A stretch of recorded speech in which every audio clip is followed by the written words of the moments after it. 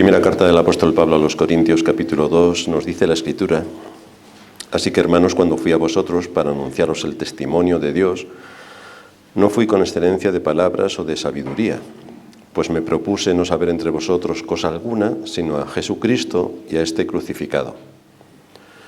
Y estuve entre vosotros con debilidad, y mucho temor y temblor, y ni mi palabra ni mi predicación fue con palabras persuasivas de humana sabiduría, sino con demostración del Espíritu y de poder, para que vuestra fe no esté fundada en la sabiduría de los hombres, sino en el poder de Dios.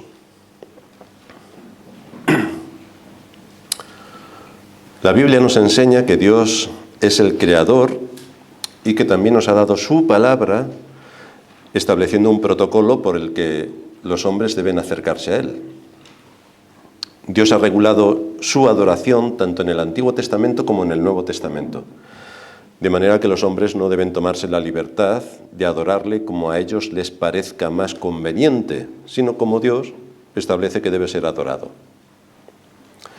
Este principio descansa en tres aspectos. El primero, que Dios debe ser el centro de nuestra adoración. Toda la cristiandad estaría de acuerdo en esto. El segundo, que Él es el único que puede establecer el modo apropiado de adorarle. Aquí la cristiandad empezaría a tambalear.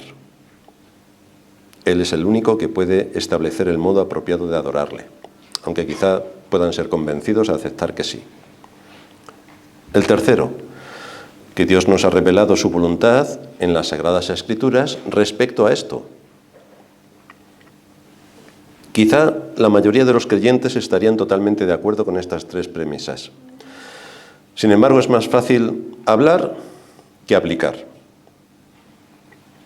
Dios ha establecido un protocolo para que nos acerquemos a Él en la adoración como iglesia, como un cuerpo que somos, y es ese protocolo el que debemos usar, no el que produce resultados aparentes, sino lo que Dios determina. Así que vamos a dividir nuestro sermón en 5 puntos. El primero es que Dios determina la adoración. Dios determina la adoración. El segundo, el hombre no determina la adoración. El tercero, la Biblia condena la intromisión del hombre. Cuarto, un recordatorio. La iglesia es la casa de Dios. Y quinto, no se pueden añadir a la adoración prácticas extrabíblicas. No se puede añadir nada. Así que vamos a ver si esto es así y si lo podemos defender con argumentos bíblicos. El primero, es Dios quien determina la manera correcta de acercarnos a Él en la adoración. Esto no solo es así por la autoridad de Dios, sino por el hecho de que Dios es Dios. La adoración no es otra cosa que la respuesta del hombre a la revelación que Dios nos da de sí mismo en las Sagradas Escrituras. Porque a lo mejor las Sagradas Escrituras Dios nos las ha dado para algo. No podemos vivir como si no existieran. Por lo tanto, si Dios se ha revelado a sí mismo en las Sagradas Escrituras, más nos vale a los cristianos atender lo que Dios ha enseñado y revela de sí mismo en las Escrituras. Desde luego nosotros no podríamos conocer absolutamente nada acerca de Dios si Él no hubiera tomado la iniciativa de revelarse. No sabríamos nada. Veríamos el mundo y la creación, pero nada más. En el texto que leíamos en Deuteronomio 4, vemos que la razón que se le da al pueblo de Israel para prohibir el uso de imágenes en la adoración a Dios es el hecho de que ellos no vieron ninguna imagen de Dios cuando descendió al monte Sinaí para darle las tablas de la ley a Moisés. No visteis nada. Si el pueblo trataba de representar a Dios a través de alguna figura física, como sí que hicieron con el becerro de oro, pero si el pueblo trataba de representar a Dios a través de alguna figura física, lo representarían erróneamente. Porque Dios es espíritu. Dios es espíritu. Así que no estarían adorando a Dios, sino a una estatua. Por lo tanto, estarían cayendo en la idolatría. Y este es el mismo argumento que usaría muchos siglos después nuestro Señor cuando trata el tema de la adoración con la mujer samaritana. El Señor le dice: Dios es espíritu, y los que le adoran en espíritu y en verdad es necesario que le adoren, porque Dios es espíritu. Así que es Dios quien determina cómo debemos adorarle. Por tanto, la gran pregunta no es ¿dónde debemos rendir culto a Dios? ¿En una iglesia gótica? ¿En una iglesia majestuosa? ¿En una iglesia ortodoxa? Porque este no es el problema. El problema no es dónde vamos a adorarle, sino cómo. ¿Cómo? Por eso nos da igual estar aquí, que estar en medio del campo, que estar en cualquier sitio. Porque lo importante es cómo le adoramos, no dónde le adoramos, cómo le adoramos. El verdadero adorador es el que rinde culto en espíritu y en verdad. No importa dónde pueda rendir el culto. Importa que rinda culto en espíritu y en verdad.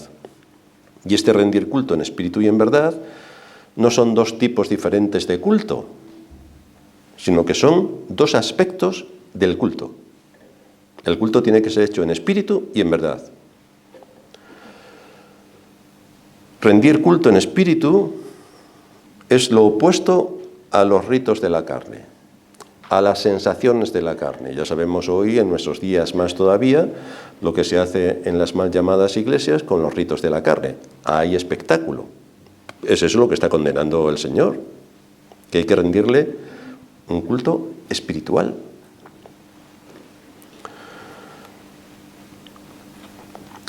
Rendir culto según la verdad es hacerlo de acuerdo a la revelación que Él mismo ha dado en las Escrituras, no según nuestras opiniones, no según de acuerdo a la moda del momento en el que nos ha tocado vivir, sino de acuerdo a la enseñanza de las Escrituras.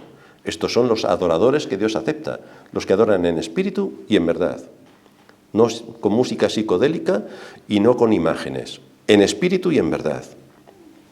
Así como la naturaleza de Dios determina la forma en la que debemos adorarle, la forma en la que le adoramos afecta a nuestro entendimiento sobre quién es Dios y cómo es Dios. Así que es importante saber a quién adoramos. Una adoración superficial es el producto de personas superficiales. Pero esto es lo que tenemos en la cristiandad, adoración superficial. Intenta profundizar en alguna doctrina con este tipo de personas, que vas a llegar muy corto. No hay mucho más que aportar, es todo superficial. Hay una mediocridad en la adoración y todo esto hace que el conocimiento acerca de Dios sea superficial. No hay profundidad, no se sabe exactamente cuál es todo lo que Dios ha revelado en su palabra y cómo afectan las distintas doctrinas a mi conocimiento, a mi formación, a mis convicciones, a mi valor. No hay nada, todo es superficial. Por lo tanto, Satanás puede pasear tranquilamente, que no va a encontrar ningún obstáculo, todo superficial. Pero si no podemos hacernos ninguna imagen de Dios, ¿cuál es entonces la idea que debemos tener de Dios? Porque claro, imaginaos todos los que os habéis convertido del entorno católico, que por lo menos teníais una imagen y veíais la cara de Santa Rita, pero si no está ahí la imagen, ¿qué hacemos? ¿Cómo puedo abstraerme de la imagen? ¿Cuál es la idea que debemos tener de Dios cuando no hay ninguna imagen? Pues la que Él reveló de sí mismo en su palabra. Esa idea revelada de Dios debe gobernar nuestra adoración, es decir, nuestro espíritu debe estar en comunión con su espíritu para recibir la enseñanza. Pero no podemos imaginarnos una persona, una imagen o cualquier otra cosa que venga a nuestra imaginación, porque Dios es espíritu. No podemos poner una imagen delante de nosotros, ni aunque sea mental. Cuando nos apartamos de la palabra de Dios, entonces estamos adorando a un Dios de nuestra propia imaginación y por lo tanto estamos violando el primero y el segundo de los mandamientos. La naturaleza de Dios determina nuestra adoración y nuestra adoración dice bastante del Dios al que adoramos. Entonces, ¿cómo adoramos? Este es el asunto. Si vamos a una iglesia donde todos están saltando, brincando y haciendo de todo, pues ya os podéis imaginar cómo es el Dios al que adoran es así también, hace todo eso. Por eso ellos lo hacen. En segundo lugar, no nos corresponde a nosotros establecer los términos de nuestra relación con Dios. No nos corresponde a nosotros. El hombre desobedeció a Dios en Edén y esto produjo la caída. Hay una rebelión contra Dios. Eso le ha incapacitado al hombre en cuanto a la relación que debe tener con su Creador. Pero lo que encontramos en las Escrituras, en esta revelación, es que Dios se dio a conocer a sí mismo, tomó la iniciativa y dio a conocer todo su plan de redención desde el principio. Y cómo todo se enfocaba a la persona de Cristo y todas las glorias que vendrían con Cristo. Todo lo que en Cristo ha sido dado a los creyentes. Y de la misma manera determinó también las condiciones en las que el hombre podría acercarse otra vez a Él. Y para eso tiene que mirar la revelación que Él hace de sí mismo. Las Escrituras nos enseñan que el pecado corrompió nuestro entendimiento. En la caída, el entendimiento quedó entenebrecido, dice la Escritura. Y lo que hace Dios cuando nos llama a la salvación es recomponer, renovar el entendimiento. Esto es lo que Dios hace cuando llama a alguien a la salvación. Renueva su entendimiento y le pone delante de su revelación para que siga profundizando, se siga alimentando y nutriendo a fin de que tenga convicciones fuertes. Adoramos lo que conocemos. Por eso el Dios eterno se ha dado a conocer para que le adoremos con conocimiento y no según las fábulas sensacionalistas, ni por supuesto con un culto irracional. No. Esto lo combate continuamente la Escritura. Si el hombre es dejado a su propia inclinación, a sus gustos, a sus preferencias, a su cultura, el hombre nunca podrá adorar al verdadero Dios. Porque la adoración a Dios la marca Dios en su palabra, no en la moda cultural. Pero fijaos cómo la historia de Israel se repite hoy. En Ezequiel 14 nos encontramos a personas que supuestamente eran creyentes. Estaban inmersos en multitud de actividades religiosas. Pero no había nada en su corazón salvo la idolatría. Ezequiel 14:7. Porque cualquier hombre de la casa de Israel y de los extranjeros que moran en Israel, que se hubiese apartado de andar en pos de mí y hubiese puesto sus ídolos en su corazón y establecido delante de su rostro el tropiezo de su maldad, y viniera el profeta para preguntarle por mí, yo Jehová le responderé por mí mismo. ¿Pero qué estáis haciendo? ¿Cómo es que estáis en la idolatría? O sea, decís servir a Dios, decís ser creyentes y sois idólatras. Pero es que no enseña nada el segundo mandamiento. No te harás imagen ni ninguna semejanza de lo que está arriba en los cielos, ni abajo en la tierra, ni en las aguas debajo de la tierra. No te inclinarás a ellas ni las honrarás. Ese mandamiento no existe. Estas personas iban a consultar al profeta.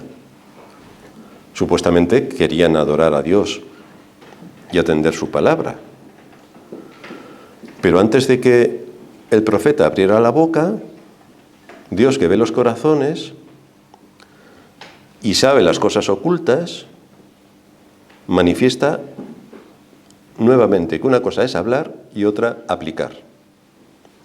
Lo que esta gente hacía exteriormente parecía correcto, pero era solo una máscara. Era solo una máscara. Estas personas llegaban con sus ídolos en sus corazones. Y el hecho es que si Dios no está en su lugar, entonces un ídolo ocupa su lugar, sea cual sea el ídolo.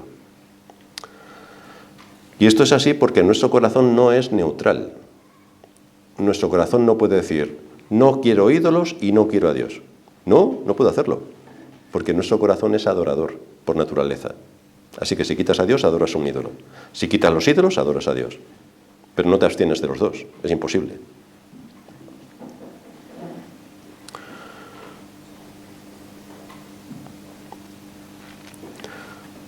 Esto es lo que pretende hacer el hombre de este mundo. Pero esto también es lo que hace gran parte de la cristiandad, aunque venga a todos los cultos y esté integrado en la vida de una iglesia. El asunto es que Dios no va a aceptar nada de aquellos que se acercan a adorar, pero que sirven a otros dioses, que vienen con un corazón donde Dios no ocupa el lugar que le corresponde y donde Dios no es adorado como a Él le corresponde. El corazón reclama una adoración, pero en general es falsa. Por eso tenemos que recurrir a las Escrituras para conocer cómo Dios ha revelado y qué nos enseña. Dice Pablo en 1 de Tesalonicenses 1:19, ellos mismos cuentan de nosotros la manera en que nos recibisteis y cómo os convertisteis de los ídolos a Dios para servir al Dios vivo y verdadero. Así que aquí vemos una obra de regeneración que produjo el Espíritu Santo para traer de las tinieblas a la luz a un gran número de personas. ¿A quién sirves? Sería la pregunta. ¿Servimos a Dios, adoramos a Dios o a quién servimos? ¿Quién tiene tu corazón? ¿Quién es el que domina tu corazón? ¿Quién controla tu tiempo y tus fuerzas? Porque cuando respondas a estas preguntas te vas a dar rápidamente cuenta cuál es tu ídolo. A tu ídolo le dedicas la mayor parte del tiempo. Tampoco vale que alguien diga, bueno, es que yo tengo que trabajar 8 horas, entonces ¿ese es mi ídolo? Hombre, pues no. Además trabajas con mucho sufrimiento. Ese no será tu ídolo. Pero si fuera de todo ese ámbito de responsabilidad, tu tiempo se lo lleva a otra cosa, pues ahí tienes una identificación de quién es tu ídolo. Pero con este ídolo que puedas tener, ¿qué hará por ti cuando necesites ayuda? ¿Qué hará por ti? Cuando estés en medio de la prueba, ¿qué hará por ti ese ídolo? Mi ídolo es el fútbol. Pues en medio de la prueba invoca el fútbol, que seguramente vendrá, ahora no me acuerdo de ningún futbolista, vendrá Bullingham, creo que se llama, vendrá a ayudarte. Invoca el trabajo, a ver si el trabajo viene a ayudarte, a ver si tu jefe viene a ayudarte. El corazón desde luego nos engaña por todos los medios. Nos conduce por unos senderos que parecen agradables al principio, pero luego sacan todo de ti y te abandonan. Ahí te quedas. Y el día que tengas que comparecer ante Dios, en su tribunal, podrás comprobar con horror que a donde te condujeron esos ídolos o tus deseos es literalmente al infierno. Así que este es un asunto importante, como para no tratarlo. La adoración a Dios, que condiciona o debe condicionar toda nuestra vida, nuestra comprensión de Dios y todo lo que esto conlleva. En tercer lugar, la Biblia condena expresamente todo tipo de adoración que no haya sido ordenada por Dios. Es lo que condena, todo tipo de adoración que no haya sido ordenada por Dios. Deuteronomio 4:12. No añadiréis a la palabra que yo os mando, ni disminuiréis de ella, para que guardéis los mandamientos de Jehová vuestro Dios, que yo os ordeno. No dice que yo os sugiero, si os parece bien, ¿no? Este es un mandato, yo os ordeno. Y más adelante, en Deuteronomio 12:32, cuidarás de hacer todo lo que yo te mando, no añadirás a ello, ni de ello quitarás. Así que no puedes hacer nada, si Dios ya lo ha establecido. Hacer una cosa o la otra, añadir o quitar, se considera en las Escrituras un acto de rebelión. El Espíritu Santo guió a los autores sagrados a dejar en el relato bíblico un registro de las consecuencias fatales de tomar en poco estas advertencias, que la Biblia es clara en apuntar. Algunos ejemplos, uno que sabéis que ya hemos mencionado en ocasiones anteriores, Nadab y Abiú, los hijos de Aarón. Fueron castigados por encender en el tabernáculo de reunión un fuego extraño que Dios no había mandado. Levítico 10. Nadab y Abiú, hijos de Aarón, tomaron cada uno su incensario y pusieron en ellos fuegos, sobre el cual pusieron incienso y ofrecieron delante de Jehová fuego extraño que él nunca les mandó.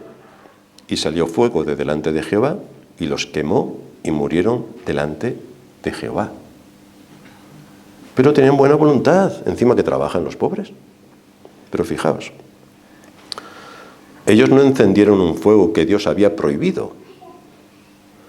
El problema fue que hicieron algo como parte del ritual en el tabernáculo que Dios no había ordenado.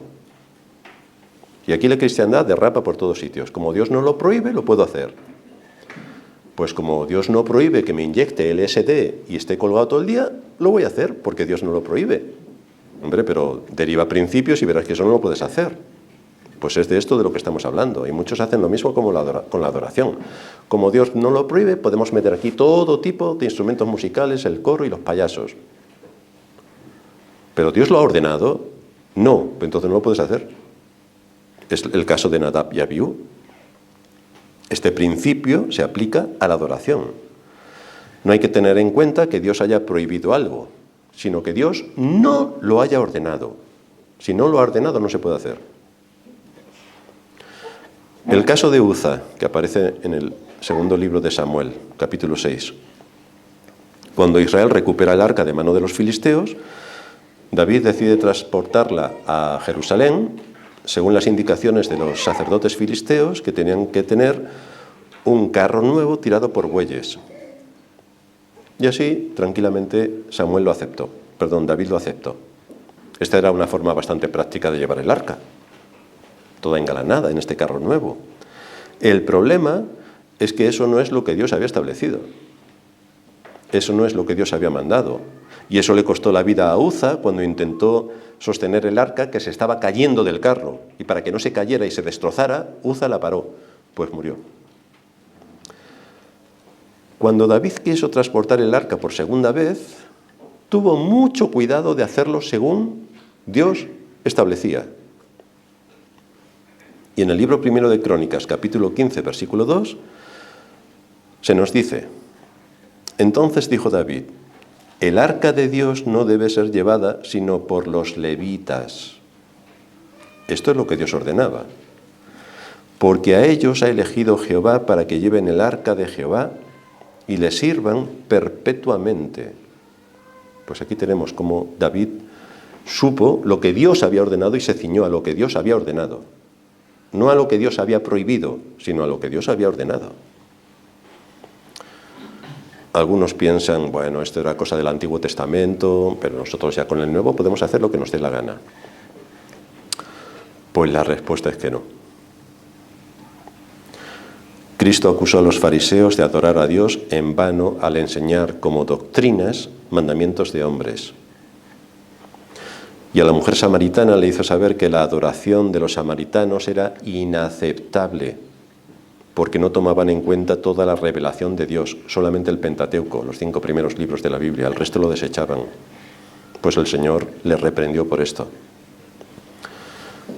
Y Pablo dice en Colosenses 2,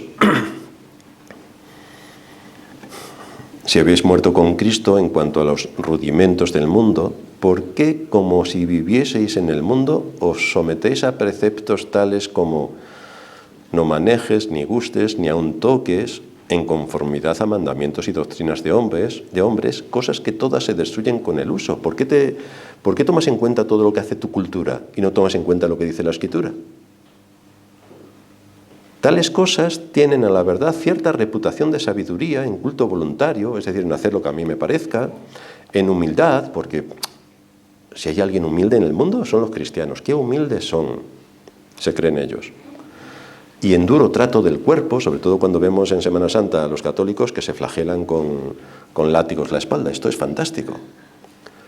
Pero no tienen valor alguno contra los apetitos de la carne. Esto no mortifica el pecado. Y la palabra griega que Reina Valera traduce aquí como culto voluntario significa literalmente culto elegido por uno mismo. Una adoración falsa. A esto se está refiriendo Pablo. Hay gente que va a hacer un culto voluntario, es decir, vamos a hacer un culto según a nosotros nos apetezca, pero no según Dios. Pablo dice que este tipo de adoración inventada por uno mismo puede tener cierto grado de sabiduría, pero no tiene ningún valor. Algunas personas se sienten atraídas por todo lo que produzca en ellos una especie de éxtasis religioso. Bueno, ¿quién no va a querer tener un éxtasis religioso? Independientemente de si esto es aceptado o no por las Escrituras. Se mueven por las emociones, Si las emociones se me llenan, es que entonces estoy en el lugar que tengo que estar, es decir, en el infierno. Podemos estar creyendo que adoramos a Dios cuando realmente no lo estamos haciendo, según las Escrituras. Muchos creen que cuando experimentan cierto tipo de emociones, esto significa que están adorando. Pero es realmente falso. Este tipo de emociones hacen que la gente encaje en poca cosa lo que pudieran aprender con la vida real, porque no se parecen nada. Lo que aprenden en la iglesia luego no se puede aplicar en la vida real, porque hablan de decretar, de demonios y de todo tipo de fantasías animadas de ayer y hoy, parece la Warner Bros., pero luego en la vida real, ¿cómo lo aplican? Nosotros venimos a adorar a Dios, es lo que cada creyente debería tener claro. Venimos en el día del Señor a adorar a Dios. Venimos a ser enseñados por Él, con el propósito de que nos muestre el camino y nos instruya en cómo hemos de pensar y de actuar. El matiz aquí es que yo no voy a la iglesia a sentir que adoro, voy a adorar, no a sentirlo, voy a adorar. Ahora bien, cuando yo adoro, lo siento. El que verdaderamente adora, lo siente. Pero no todo el que lo siente, adora. Y de esto no nos podemos abstraer. No todo el que lo siente, adora. Para adorar nos tenemos que ceñir a las Escrituras. Y cuando adoramos en espíritu y en verdad, nosotros sabemos que estamos adorando. Pero si nos gobierna el sensacionalismo, a nosotros nos parece que adoramos, pero no lo estamos haciendo. Estamos rindiendo un culto falso. Fijaos otro ejemplo, Ezequiel 8:14. Me llevó a la entrada de la puerta de la casa de Jehová, que está al norte, y he aquí mujeres que estaban allí sentadas endechando a Tamuz. Atención, que estamos en el pueblo de Israel. Aquí están las israelitas. Como vivimos en el mundo, ¿qué hacen los cristianos en el mundo? Pues hacen un copy y pega del mundo y lo incluyen en la iglesia. ¿Qué hacían los israelitas? Exactamente lo mismo. Tamuz. Allí estaban sentadas las mujeres endechando a Tamuz. Así que nos encontramos a mujeres del pueblo de Israel, por tanto supuestas creyentes, en el recinto de la casa de Dios. ¿Y qué están haciendo estas mujeres? Están sirviendo a Dios, podría uno deducir. ¿Están aprendiendo algo más acerca de su palabra? ¿Están atendiendo sus mandamientos? Pues no están haciendo nada de esto. Están endechando a Tamuz. Tamuz era un dios que estaba considerado como el protector de la agricultura y de los rebaños. Se le representaba muriendo cada año y renaciendo en la primavera, durante las crecidas de los ríos, y como todo se inunda de vegetación.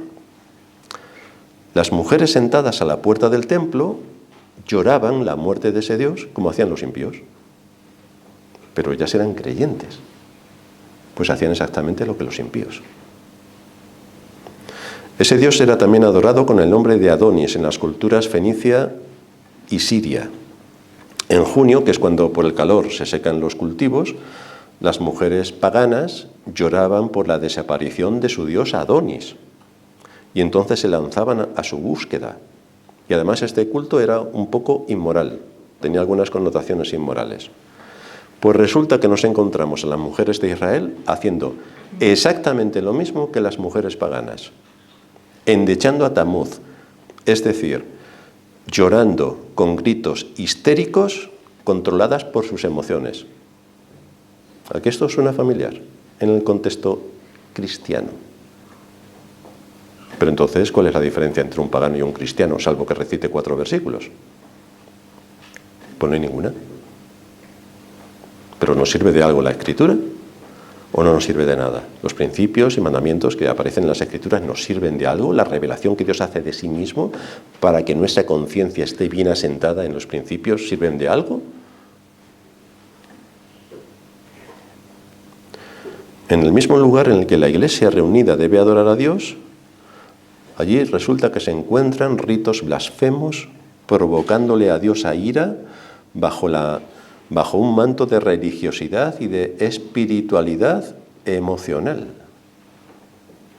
Lo cierto es que es absolutamente vergonzoso que la Iglesia de Cristo no tome buena nota de la terrible situación en la que cayó Israel y que hoy la cristiandad está exactamente al mismo nivel.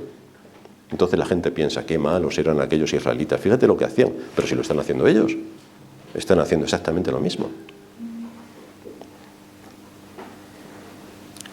La Iglesia manipula las emociones y entonces las personas piensan que están adorando, porque las emociones están siendo manipuladas. Fijaos ahora si viene Fraser aquí, toca el órgano, música suavecita, y aquí yo hablando. Alguien, por favor, que si toca el violín también se ponga al otro extremo, imaginaos aquí. Y alguien que empiece a sollozar. Pues vamos, aquí todo el mundo llorando en menos de 3 minutos. Manipulación de las emociones. Uno piensa que está adorando y no, te están manipulando. Esto ocurre también en la Iglesia de Roma, que tiene la idolatría como parte de su liturgia. Y así les va.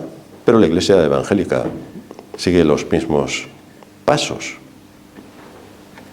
Fomenta el sensacionalismo y le quita el lugar que le corresponde a Dios y el conocimiento que se desprende de su palabra. Mi pueblo pereció porque le faltó conocimiento.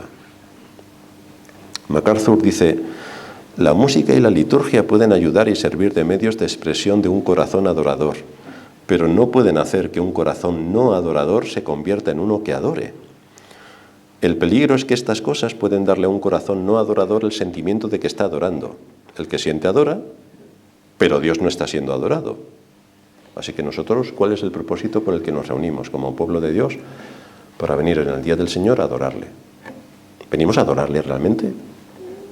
Porque cuando nos centremos en adorar a Dios, lo vamos a sentir. Pero si venimos a que nuestras emociones se disparen, no vamos a adorar a Dios. En cuarto lugar, la Iglesia es la casa de Dios, no es la nuestra. Esto supone que debemos conducirnos como el dueño de la casa ha dispuesto y no como a nosotros nos parece o como nosotros deseamos. ¿Tú qué pensarías si me invitas a tu casa y yo llego allí y digo, la cama aquí no tienes que estar, la cama la cambias a la otra habitación? Y aquí, que has puesto la mesa y el sofá, de esto nada. O sea, pones el sofá en el dormitorio, haces del dormitorio una sala y el frigorífico lo metes en el cuarto de baño. Pues diría, pero bueno, este hombre está loco. Pues es exactamente lo que hace la cristiandad con la Iglesia. Exactamente. Cuando nosotros vamos a reunirnos como Iglesia, tenemos que tener en cuenta nuevamente cuáles son las instrucciones que Dios ha dado al respecto. Pablo le dice a Timoteo en el capítulo 3, creo que es de la primera carta, versículos 14 y 15. Esto te escribo, 1 Timoteo 3, 14 y 15, aunque tengo la esperanza de ir pronto a verte, para que si tardo, sepas cómo debes conducirte en la casa de Dios, que es la iglesia del Dios viviente, columna y baluarte de la verdad, que es la casa de Dios. Te escribo para que sepas cómo debes conducirte en la casa de Dios, que no es la tuya. La casa de Dios no es de los pastores, no, es de Dios. Así que los pastores vienarán en estudiar las Escrituras, someterse a lo que dicen las Escrituras y guiar al pueblo de Dios de acuerdo a las Escrituras, no de acuerdo a la moda de nuestra época. Porque hoy la moda de nuestra época es, bueno, lo podemos ver cuando gana un equipo de fútbol. Hay una fiesta colosal, con todo tipo de músicas, luces estridentes, haciendo el mono en el escenario. Vamos a una iglesia y es exactamente lo mismo. Eso sí, meten 3 versículos para maquillar un poco, que parezca que aquello se habla de Dios. Pero bueno, también en los países hispanos, algún que otro futbolista es cristiano y puede recitar un versículo en medio de esa algarabía. Pero eso no es adorar a Dios, eso es un espectáculo. Es imposible que la Iglesia pueda cumplir su función si introducimos en los cultos prácticas que no están autorizadas por las Escrituras. Por esta razón la cristiandad está perdida, porque no sabe dónde está. No coge la Escritura, sino que coge su conveniencia, coge la moda del mundo y sigue sus pasos. Pues no hay Iglesia. En quinto lugar, no adoramos correctamente cuando añadimos prácticas extrabíblicas para hacer la adoración más atractiva. Porque soportar un sermón 45 minutos, queridos hermanos, tiene uno que estar bien formado mentalmente. Pero claro, todos los que han ido a la universidad a estudiar han tenido clases de más de 45 minutos y por eso han obtenido su licenciatura. Entonces nosotros estamos en la universidad. Es exactamente a lo que nos exponemos. Tenemos que aprender a adquirir conocimiento y el conocimiento lo adquirimos exponiéndonos por medio de los pastores que Dios ha dado a su iglesia a la enseñanza, donde se tiene que desgranar todo el contenido de las Escrituras, se tiene que argumentar y se tiene que mostrar para ver cuáles son los fundamentos de la fe que Dios nos ha dado. Cuando se adora según la moda de la época, entonces estamos diciendo que hay cosas útiles para nosotros que Cristo no mandó ni enseñó en su palabra inspirada. O sea que al Espíritu Santo se le pasaron algunas cosas que nosotros, en fin, viviendo en el siglo XXI, que somos muy inteligentes, como cualquiera que se mira al espejo puede comprobar, pues estamos por encima del Espíritu Santo. Pero eso es lo que se está deduciendo de este tipo de afirmaciones cuando se introducen otras cosas en el culto público.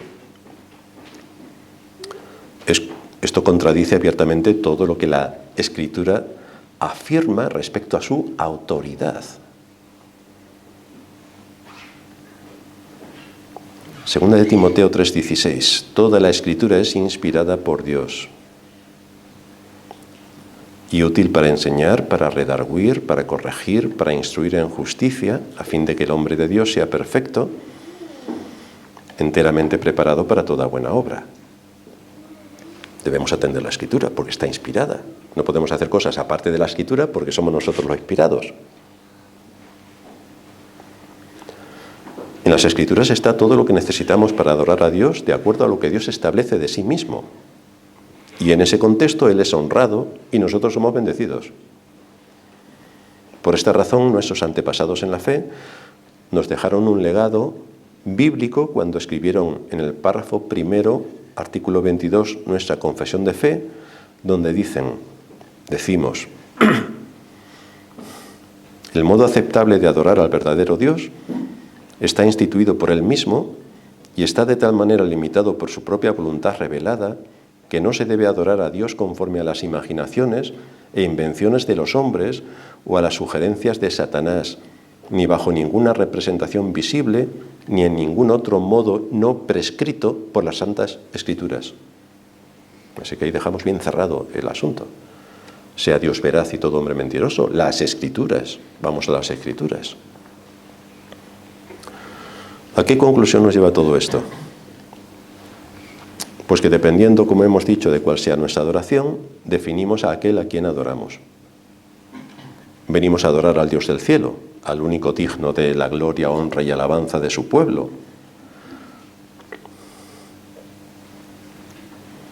Fijaos que en la conversación de Cristo con la samaritana le revela algunas cosas interesantes. Juan 4:23.